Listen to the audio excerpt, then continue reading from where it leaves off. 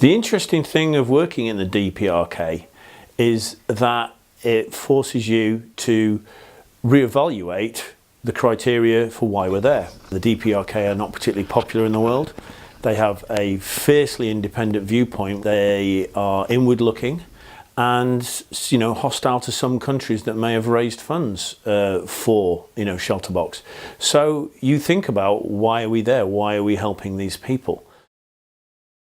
Typhoon Bolivar hit the DPRK late summer, and it hit it very hard. The terrain funnels the winds down the steep valleys and directs it towards some of the towns, smashing and pushing over houses.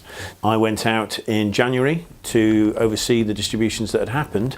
The town leaders were at great pains to point out the damage that had been caused, how they were up against the elements and the conditions to repair.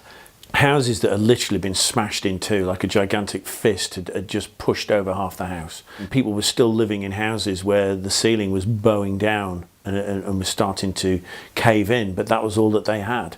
So the destruction was really widespread and very obvious. And here we are in a village in DPRK, Korea. Devastation that the typhoon caused smashed the buildings up. It's middle of winter, so repair is very, very difficult. And as we come around the corner, what do you know?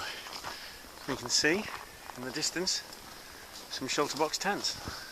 To see the tents actually being used way beyond what was expected in temperature, climate, international boundaries, to reach these people, it was a great relief and a great joy to me that we'd pushed as far as we could, and all the effort had been rewarded, and these people were actually getting everything that the donor had imagined when they gave the money to us and entrusted it to us, to take it beyond these borders, beyond these political problems, through the red tape, to get to the people that needed it.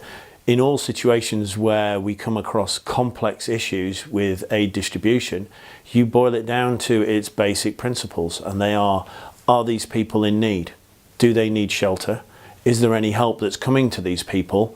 And can we work with them so that the most vulnerable people are getting the aid? And the answer to all those questions were favourable. So when it comes down to it, it is just people helping people. And the closer you get to the actual people in the tents and looking at their destroyed houses, these people are desperate. You don't live in a tent at -25 and below unless that is your only option. And if you think about it in its simplest values of people helping people who can't get help from anywhere else, then ShelterBox really, really does need to be there.